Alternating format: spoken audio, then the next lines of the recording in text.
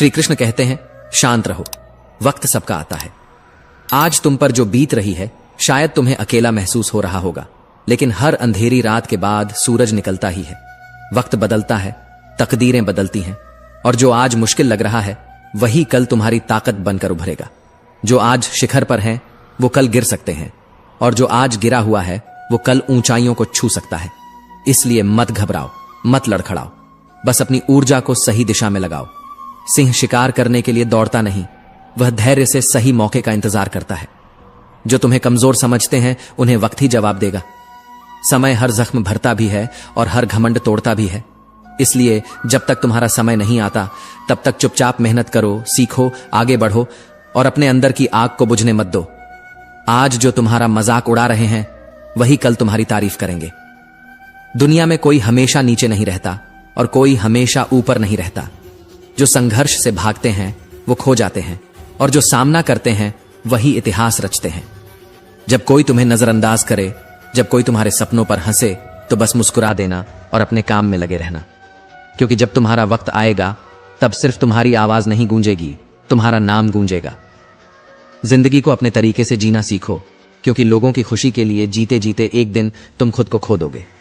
शेर अगर सर्कस में नाचता है तो इसका मतलब यह नहीं कि वह कमजोर हो गया है, बल्कि उसने हालात से समझौता कर लिया है। आज की यह कहानी आपके जीवन जीने के नजरिए को बदल देगी, क्योंकि अंत में मैं आपको वो गुप्त संकेत बताऊंगा जो बताते हैं कि आपके आसपास कौन मीठा जहर घोल रहा है।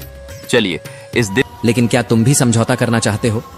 अपनी पहचान मिटाकर, किसी और की उम्मीदों के हिसाब से खुद को ढालकर? मत भूलो, जो अपनी शर्तों पर जीते हैं वही इतिहास लिखते हैं। कुछ लोगों को छोड़ना जरूरी हो जाता है, क्योंकि अगर तुम उन्हें नहीं छोड़ोगे तो एक दिन वो तुम्हें इस कदर तोड़ देंगे कि तुम्हारा अस्तित्व ही खत्म हो जाएगा। दुनिया की भी अजीब फितरत है, जब तक तुम उनके मतलब के हो तब तक सब तुम्हारे अपने बनकर साथ खड़े रहेंगे, लेकिन जिस दिन तुम उनके काम के नहीं रहोगे उसी दिन तुम उनके लिए एक बेकार चीज बन जाओगे। ज्यादा बोझ लेकर चलने वाले अक्सर डूब जाते हैं, फिर चाहे वह सामान का हो, अहंकार का हो या फिर बेकार के रिश्तों का। अगर कोई तुम्हारे साथ रहना ही नहीं चाहता तो खुद को जबरदस्ती उसकी जिंदगी में बनाए रखने की जरूरत नहीं। जो लोग तुम्हारी कद्र नहीं करते उन्हें उनकी कद्र खुद वक्त सिखा देगा, और तुम्हें सब्र करना भी आ जाएगा। वक्त हर किसी को उसके किए का हिसाब जरूर देता है, देर से सही लेकिन देता जरूर है। इससे पहले कि हम इस विषय को गहराई से समझें, आपसे अनुरोध है कि इस वीडियो को अंत तक देखें। यदि आपको हमारा यह प्रयास पसंद आए तो वीडियो को लाइक करें और नीचे कमेंट में जय श्री राधे कृष्ण अवश्य लिखें। साथ ही अगर आपने हमारे चैनल को अभी तक सब्सक्राइब नहीं किया है तो अभी सब्सक्राइब करें और बेल आइकॉन जरूर दबाएं, ताकि हमारी हर नई प्रेरणादायक वीडियो सबसे पहले आप तक पहुंचे। तकलीफें तो जिंदगी का हिस्सा हैं, दर्द तो होगा ही, लेकिन याद रखना यही दर्द तुम्हें मजबूत बनाएगा। जिंदगी जीनी है तो तकलीफें सहनी ही होंगी, क्योंकि मरने के बाद तो जलने का भी एहसास नहीं होता। जो इंसान सहन करना जानता है वह कभी हार नहीं सकता। जीत हमेशा उसी की होती है जो हर परिस्थिति को झेलने का हुनर जानता है। सच्चाई हमेशा खामोश रहने वाले इंसान के अंदर मिलती है, झूठ तो शोर मचाने वालों के साथ रहता है। झूठ बोलने वालों की सबसे बड़ी परेशानी यह होती है कि उन्हें अपने झूठ याद रखने पड़ते हैं, लेकिन सच कहने वाला कभी भूलता नहीं, क्योंकि सच को याद नहीं रखना पड़ता, उसे बस जीना पड़ता है।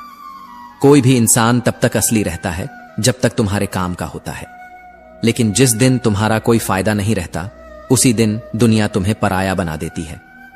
इसीलिए कभी किसी के भरोसे मत रहना, खुद को किसी इंसान का आदी मत बनाना, क्योंकि इंसान बहुत ही खुदगर्ज होता है। जब वह तुमसे प्यार करता है तो तुम्हारी सारी बुराइयों को नजरअंदाज कर देता है, लेकिन जब तुमसे नफरत करने लगता है तो तुम्हारी अच्छाइयों को भी भूल जाता है। विश्वास किसी पर इतना करो कि वो तुम्हें धोखा देते समय खुद को दोषी समझे, और प्रेम किसी से इतना करो कि उसे हमेशा तुम्हें खोने का डर बना रहे। समझदार इंसान अपनी समझदारी की वजह से चुप रह जाता है, और मूर्ख इसे अपनी जीत समझ लेता है। किसी ने बहुत सही कहा है, मैं तुम्हें इसलिए सलाह नहीं दे रहा कि मैं तुमसे ज्यादा समझदार हूं, बल्कि इसलिए कि मैंने तुमसे ज्यादा गलतियां की हैं। अहंकार एक मानसिक बीमारी है जिसका इलाज वक्त और हालात खुद कर देते हैं। अगर कुछ लोग तुम्हें पसंद नहीं करते तो परेशान मत हो, क्योंकि हर किसी की पसंद अच्छी हो यह जरूरी नहीं। कुछ चीजें सिर्फ समझाने से नहीं, खुद पर बीतने से समझ में आती हैं। कभी कभी अपनों को साथ रखने के लिए अपने हक का भी त्याग करना पड़ता है, क्योंकि रिश्तों में नफा नुकसान नहीं देखा जाता। लेकिन यह भी याद रखना कि जब कोई रिश्ता बोझ बन जाए तो उसे ढोने की जरूरत नहीं। जो चीज दिल पर भारी लगे उसे हल्का करना ही बेहतर होता है। जिंदगी की दौड़ में वही लोग सबसे आगे निकलते हैं जो दूसरों की बातों से ज्यादा अपने इरादों पर भरोसा करते हैं। दुनिया में बहुत लोग तुम्हें गिराने की कोशिश करेंगे, बहुत लोग तुम्हें तोड़ना चाहेंगे, लेकिन तुम तब तक नहीं हारोगे जब तक तुम खुद हार मानने का फैसला नहीं कर लेते। इंसान की असली ताकत उसकी सोच में होती है। अगर तुमने सोच लिया कि तुम गिरोगे नहीं, तो फिर कोई भी ताकत तुम्हें गिरा नहीं सकती। जिंदगी में हालात को इतना मजबूत मत होने दो कि वे तुम्हारी हिम्मत तोड़ दें, बल्कि अपनी हिम्मत को इतना मजबूत बनाओ कि हालात ही हार मान लें। दुनिया में दुख पहले भी थे और आज भी हैं, लेकिन फर्क इतना है कि पहले लोगों की सहनशीलता ज्यादा थी और आज लोग छोटी छोटी बातों पर टूट जाते हैं। इंसान की सबसे बड़ी ताकत उसकी सहन शक्ति होती है, लेकिन जब वही खत्म हो जाती है तो वह हर हालात में। क्या आपने कभी सोचा है कि कुछ लोगों के पास सब कुछ होते हुए भी उनका जीवन दुखों से क्यों भरा रहता है?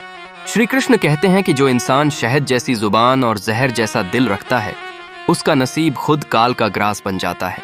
आज की यह कहानी आपके जीवन जीने के नजरिए को बदल देगी, क्योंकि अंत में मैं आपको वो गुप्त संकेत बताऊंगा जो बताते हैं कि आपके आसपास कौन मीठा जहर घोल रहा है। चलिए इस दिव्य यात्रा में कहानी कपटी मन और कड़वा भाग्य परिचय। द्वारका में एक बहुत ही प्रतिष्ठित व्यापारी रहता था, जिसका नाम था धनपाल। धनपाल की जुबान इतनी मीठी थी कि जो कोई भी उससे मिलता उसका मुरीद हो जाता। वह दान पुण्य करता दिखता, मीठी बातें करता, लेकिन उसके मन के भीतर ईर्ष्या, कपट और दूसरों को गिराने की कड़ीडी डहवाहट भरी थी। मुख्य घटना, एक बार धनपाल ने अपने प्रतिद्वंद्वी व्यापारी को नीचा दिखाने के लिए एक बड़ी साजिश रची। उसने सबके सामने तो उसे गले लगाया, लेकिन पीठ पीछे उसके माल में मिलावट करवा दी। वह बाहर से मुस्कुरा रहा था, पर अंदर से उसकी सफलता को देखकर जल रहा था। जब वह व्यक्ति बर्बाद हो गया तो धनपाल बड़े ही सहानुभूति लेकर उसके पास गया। तभी वहां से भगवान श्री कृष्ण गुजरे। धनपाल ने कृष्ण को प्रणाम किया और अपनी महानता दिखाने के लिए कहा, प्रभु देखिए, मैं इस असहाय की कितनी मदद कर रहा हूं। श्री कृष्ण का उपदेश। श्री कृष्ण मंद मंद मुस्कुराए और बोले, धनपाल, इंसान दुनिया को तो धोखा दे सकता है, लेकिन नियति, कर्मा को नहीं।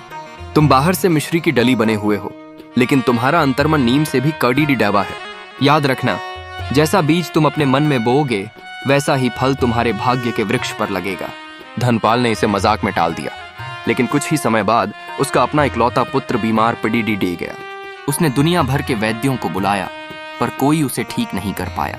अंत में वही प्रतिद्वंद्वी व्यापारी जिसे धनपाल ने बर्बाद किया था, एक दुर्लभ जद्दी बूटी लेकर आया और उसके पुत्र की जान बचाई। क्लाइमैक्स, धनपाल शर्म से पानी पानी हो गया। उसे समझ आया कि जिसे वह केडीडी डहवाहट दे रहा था, उसी ने उसे मिठास दी। श्री कृष्ण ने प्रकट होकर कहा, धनपाल, जब तक तुम्हारा मन साफ नहीं होगा, तुम्हारा भाग्य कभी चमक नहीं सकता। बाहर की मिठास सिर्फ दिखावा है, अंदर की कड़वाहट ही तुम्हारा भविष्य लिखती है। वीडियो कंक्लूजन, निष्कर्ष। दोस्तों, परेश पारधी, परेश परधी। परिवार के सदस्यों, याद रखिएगा कि भगवान आपकी जुबान नहीं, आपका दिल देखते हैं। अगर आप अंदर से किसी का बुरा चाहते हैं तो दुनिया की कोई भी पूजा पाठ आपका भाग्य नहीं बदल सकती। अपने मन को साफ करिए, भाग्य अपने आप संवर जाएगा।